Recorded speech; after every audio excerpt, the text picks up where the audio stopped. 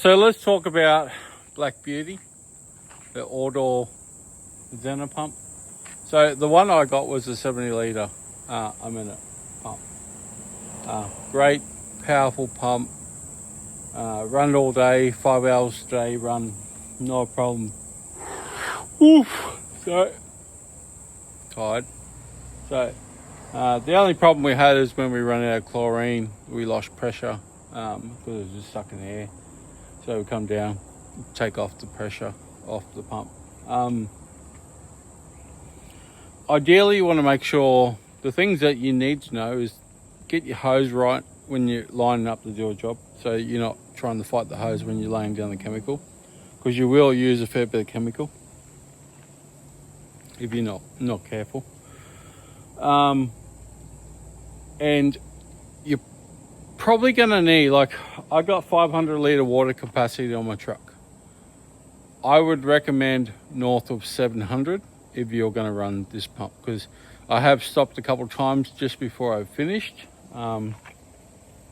which I've worked in other things at the same time. I could always run another water feed into the tank, but 700 litres plus for the 70 litre a minute. So that way you got a fair bit of water capacity to top up. By the time you finish that job, then the water's still coming into the tank. If you're getting the 42 litre auto pump, I don't know, but I would say you'd need north of 300 litres to keep that fed, even possibly 400 litres. They do chew a fair bit of water, and it's on demand, so it's like constantly there. So you would need that water supply coming in. So if you did find that you had smaller tanks, you probably need to run 2 water feeds to them. But if you got that bigger tank, then it's much better idea to have that. So that's what I would recommend if you're looking at the pumps and saying, do I get a 70 litre or do I get a 42 litre?